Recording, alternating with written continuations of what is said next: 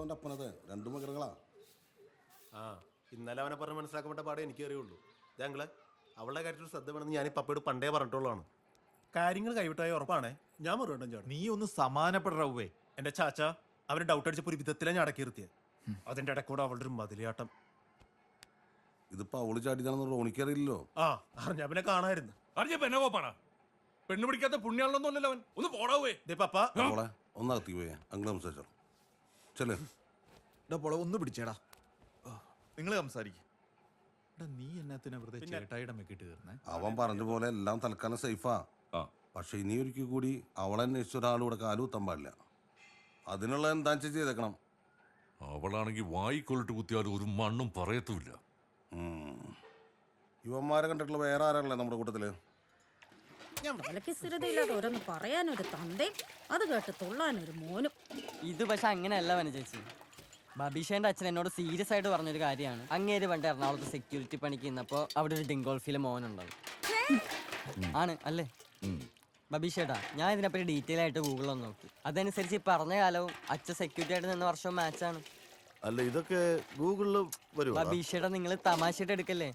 ഇത് പുള്ളി സീരിയസ് ആയിട്ട് സ്വന്തം ചോരനെ പറ്റി പറഞ്ഞ കാര്യമാണ്. ഇവനാണ് നിങ്ങളെ കൂടെ കുഴി ചാടിക്കുന്നത്.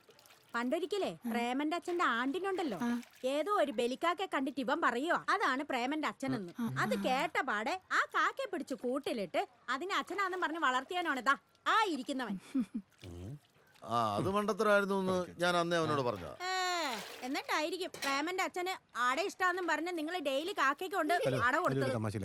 അല്ല മോനെ, എന്നിട്ട് കാക്കയിലൂടെ തിന്നോ? എണീറ്റ് പോതല്ലേ. ചേച്ചിക്ക് അങ്ങനെ പലതും പറയാം. അവസാനത്തെ ആഗ്രഹം സാധിച്ചു കൊടുക്കാണ്ട് അച്ഛൻ എങ്ങനെ ഡെഡായി പോയാൽ പിന്നെ ബബീഷേട്ടാ സമാധാനം എന്ന് പറഞ്ഞ സാധനം കിട്ടത്തില്ല. അതെ, എറണാകുളം വരുമെന്ന് പോകേണ്ട കേസല്ലേ ഉള്ളൂ. ആ ബബീതയുടെ അടുത്ത് ആരെങ്കിലും ചാല കാണിക്കാന്ന് പറഞ്ഞാൽ പോരെ. ഇടാ അതിന് ഈ ചടങ്ങിന്റെ ഇടയിൽ നിന്ന് പോകാൻ ജോസേട്ട സമ്മതിക്കുവോ? ദൈവമാരുടെ കാര്യം മുമ്പേ പറഞ്ഞത്. ഇത് നമ്മുടെ ബീഷല്ലേ? നീ ഇപ്പൊ താമസിക്കണേ ഈ റോഡ് ചെന്നിറങ്ങുമ്പോ ഒരു ജംഗ്ഷനില്ലേ അവിടെ. ജോസേ ശരി. ബബീഷേ, ആ കുറച്ച് കഴിയുമ്പോൾ ഇവനെ എറണാകുളത്തേക്ക് വിടണം. നമ്മുടെ പിള്ളേർ വരുന്നുണ്ട്. എന്നാ തന്നെ ജോസേട്ടാ? എടാ ഇന്നലെ കല്യാണ നിശ്ചയത്തിന് ഒന്ന് അലമുണ്ടാക്കിയില്ലേ? അവന്മാരൊന്ന് സ്കെച്ച് ചെയ്യണം. ഞാൻ പോല ഇവനെ അത് വേണോ? എടാ ഇവനല്ലെങ്കിൽ പിന്നെ കണ്ടിരിക്കുന്ന എന്റെ ഭാര്യ. ജോസേട്ടാ പ്രേമേട്ടൻ ഒറ്റയ്ക്ക് വിടണ്ട, ഞങ്ങൾ 3 പേരും കൂടെ പോയി പൊക്കിക്കോളാം.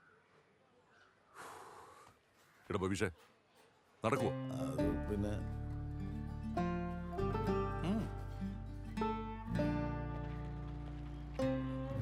ये देखो, Rajeev Nambiar leads ANC to a stunning victory against drug lords. Great sir. SP और डिपार्टमेंट ने मेरा बहुत तारीफ किया. ഇതൊക്കെ പുള്ളി തന്നെ പത്രത്തിൽ കൊടുക്കുന്നതാ, കാര്യാക്കണ്ട. നല്ല മനുഷ്യനാ, പക്ഷെ ഒരുമാതിരി ഊള സ്വഭാവാ. അതെന്താ? ഇതന്നെ വല്ലവരും ചെയ്ത പണിന്റെ ക്രെഡിറ്റ് എടുത്ത് ആളാവാ.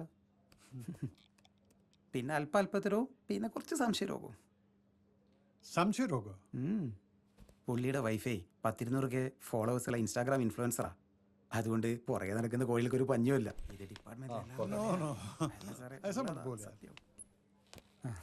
ഇത് എന്താ രാജാ, പരദൂഷണോ? ഇല്ല സാർ, അവിടെ തലവെച്ച് കൊടുത്തു അല്ലേ? നൈസായിട്ട് ഊരി. അതുകൊണ്ട് സാർ ബാക്കി പറയാം. പിക്ചറൈസസ് ഓക്കെ. വോൾഫ് തന്ന ഇൻഫർമേഷൻ വെച്ച് ഒരൊറ്റ രാത്രിയിൽ ഈ മുംബൈയിൽ നമ്മൾ നടത്തിയ 3 ഓപ്പറേഷൻസ്. വിക്ടറും 4-5 ആൾക്കാരും ഒഴികെ ബാക്കി സബ് കോ ठोक दिया. പക്ഷെ നമുക്ക് ഇൻഫർമേഷൻ തന്ന ഈ വോൾഫ് തന്നെ ഈ പുകമറയുടെ ഇടയിലൂടെ വിക്ടറിന്റെ കോടിക്കണക്കിന് രൂപയും കൊണ്ടുപോയി. പുള്ളിയുടെ പ്ലാനൊക്കെ പെർഫെക്റ്റ് ആയിരുന്നു. കഴിഞ്ഞ 6 മാസത്തിനുള്ളിൽ ഇഡിയുടെ റഡാറിലുള്ള എല്ലാ ഹവാല ഇടപാടുകളിലും ഒരു ടെക്കിയുടെ പ്രസൻസ് ഉണ്ടായിരുന്നു. Sanjeev is one of them. അയാളുടെ IT ജോബ് എല്ലാം ഒരു കവറപ്പാണ്. രാജ്യം വിട്ട് കഴിഞ്ഞാൽ പിന്നെ എവിടെ വെച്ചാണെങ്കിലും ഇയാൾക്ക് ആ പൈസ ക്യാഷ് ചെയ്യാം. പക്ക ഫുൾ പ്രൂഫ് പ്ലാൻ ആയിരുന്നു. പക്ഷേ ആരും പ്രതീക്ഷിക്കാത്തൊരു ട്വിസ്റ്റ്.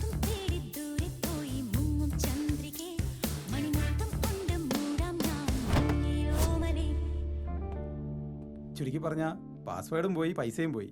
വിക്ടർ ആണെ കൊല്ലാനും നടക്കുന്നു, ലാപ്ടോപ്പ് ആണെ തുറക്കുന്നുമില്ല. ഇയാളിപ്പോൾ എവിടെ ഉണ്ടെന്നുള്ള വല്ല നോ.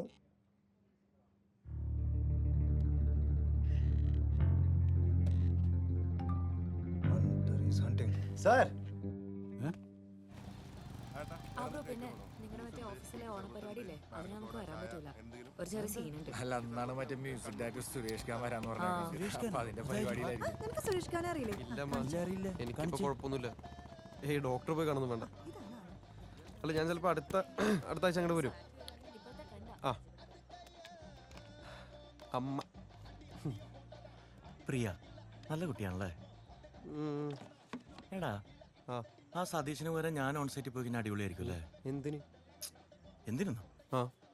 എടാ ലേഡി ഗായിക്ക് അവനെ വലിയ താല്പര്യമില്ല. അതാണ് എന്റെ ഒരു ഇത് തീർത്താ അതിൻ്റെ അകത്തൊന്നും ഉണ്ടായിരുന്നില്ല തീർക്കാനായിട്ട്. നീ മടവട അടിച്ചപ്പോ എനിക്ക് തോന്നി ഇനിയിപ്പോ ഞാൻ എന്ത് ചെയ്യും? കോപ്പം ഞാനത് അപ്പട്ടെ. അവളുടെ അപ്പനോട് ചോദിക്കൊരു കുപ്പി.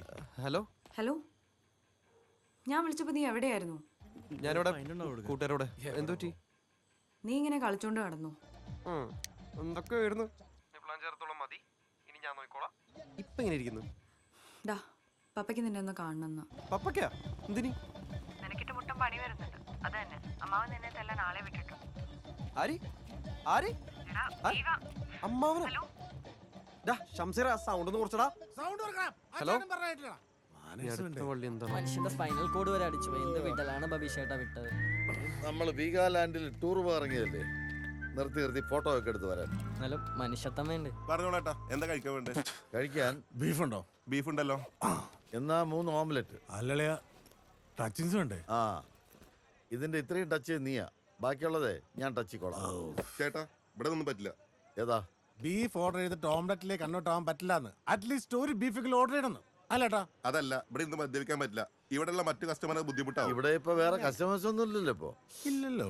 ആ അവിടെ ഒരുത്തനുണ്ട് കേട്ടോ. ഡേ അവൻ എന്തേലും ബുദ്ധിമുട്ടുണ്ടോന്ന് ചോദിച്ചേ. ഞാൻ വന്നോ? നീ എവിടെ ഇരി.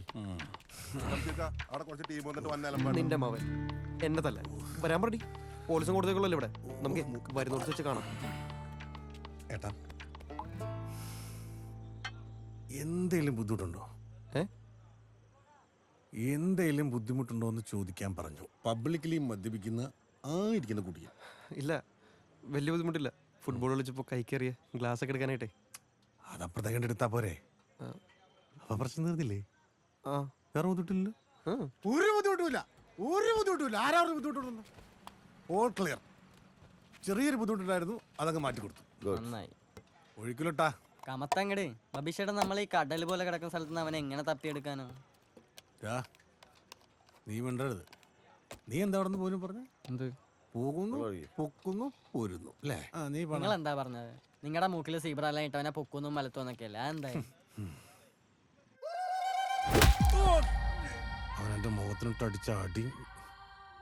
ഓ എന്റെ തുരിഞ്ഞ മുഖം ഞാൻ മറക്കില്ലല്ലോട്ടാ. എടി ഒരു ക്വാർട്ടർ പോലല്ലേ നിങ്ങളുടെ കയ്യിൽ? ഇന്നലെ ഫ്ലാറ്റിൽ വന്ന് മണമണാന്നടിക്കുമ്പോ ഓർക്കണായിരുന്നു. ഒരു തുള്ളി പോലും ഇല്ല തരാൻ. Okay bye. അപ്പൊ ശരി. എടാ 2 പെഗ് വീട്ടിൽ കാണും. എടാ 2 പെഗ് എന്താവനാണ്? ഒരുത്തരം ഇവിടെ പ്ലാൻ പാട് നിൽക്കുമ്പോഴാണ് 2 പെഗ്. അതൊന്നും ആവൂല. നിനക്കത് പോരെ എങ്കിൽ അത് പറ. നീ എന്തൊക്കെയാണ് പറയുന്നത്? ഇനി വല്ല ബിംബ്രയും വിളിക്കേണ്ടി വരും. അതൊന്നും വിളിച്ചിട്ട് കാര്യമില്ല. ഞാൻ നോക്കി. അങ്ങനെ ഞങ്ങൾ അവനോട് ചോദിച്ചപ്പോ അവന് ബുദ്ധിമുട്ടില്ലാന്ന് പറഞ്ഞു. ആ ബൈചേട്ടനെ ഒന്ന് വിളിച്ചു നോക്കാം. അവിടെ എന്താ പ്രശ്നം? ഇവിടെ നിന്ന് മദ്യപിക്കാൻ പറ്റില്ല. ഇത് മൂഡ് കളഞ്ഞു. എന്താ പ്രശ്നം? ഇവിടെ ഇങ്ങനെ ഇരുന്നിട്ട് അടിക്കാൻ പറ്റില്ല. അത് പറഞ്ഞിട്ട് കേൾക്കണില്ല. ഞങ്ങൾക്കത് ബുദ്ധിമുട്ടാണ്. ഇതില് എന്നാ ബുദ്ധിമുട്ട്? കുപ്പിയുണ്ട്, ഗ്ലാസ് ഉണ്ട്, വെള്ളമുണ്ട്. ഇതൊന്നും പോരാഞ്ഞിട്ട് ഒരു ഫുൾ ഇവിടെ ഉണ്ട്. കണ്ടോ? ഇതിപ്പോ ഞങ്ങൾ എവിടെ കൊണ്ടുവച്ച് അടിക്കാനാ? അനിയൻ പറ. അതെ ചേട്ടാ, ഇവിടെ പോലീസൊക്കെ കറങ്ങി നടക്കണോണ്ടേ പുള്ളിക്കൊരു പേടി, അത്രേ ഉള്ളൂ. പക്ഷെ നിങ്ങൾ ചില്ലേ, ഞാൻ സെറ്റാ. ശംശീറ ഞാൻ നോക്കി. സീനൊന്നും ഞാൻ സെറ്റാക്കാന്ന്. നിനക്ക് സാധനം വേണ്ടേ? എവിടെന്ന്? എടാ 3 മണ്ടന്മാര് വന്ന് പെട്ടുണ്ട്. നിങ്ങൾ വന്നു പോരാ. അതൊക്കെ അവിടെ വെക്ക്, വാ. നല്ല പയ്യനല്ലേ? കണ്ടിട്ടേ കൊച്ചിയിലെ മുക്കും മൂലയൊക്കെ അറിയാവുന്ന പയ്യനാന്നാ തോന്നുന്നത്. കൂടെ നിർത്തിയാലേ 2 മിഷനോട് ഒറ്റ അടിക്ക് തീർത്ത് വീട്ടിൽ പോകും. നല്ലതായിരിക്കും. ഇത് ജീവൻ നമ്മുടെ ക്ലോസ് ഫ്രണ്ടാ. നമ്മുടെ കൂടെ ഇരുന്ന് കഴിഞ്ഞാൽ ആരും ചോദിക്കാൻ വരൂല. അല്ല അപ്പൊ ധൈര്യമായിട്ട് ഓരോന്നും ഒഴിക്കാലോ അല്ലേ? പിന്നെ ഒരു കുഴപ്പമില്ല. പക്ഷേട്ടാ ഒരു 3 എടുത്ത് മാറ്റി വെച്ചിട്ട് ബാലൻസ് എന്താന്ന് വെച്ചാൽ ഇവർക്ക് എടുത്ത് കൊടുത്തു. നിനക്കൊരു തേങ്ങയും ഇല്ല. നീ ഇപ്പൊ തന്നെ നല്ല വാതയാ. അളിയാ, ഇത് ഞാനൊന്ന് മൂത്രം ഒഴിച്ചാണ്ടല്ലോ നല്ല ഫ്രഷ് ആവുന്ന എനിക്ക് തോന്നുന്നത്. അവിടെ ഐശ്വര്യമായിട്ട് പൊട്ടിക്കും. താങ്ക്സ് കേട്ടോ.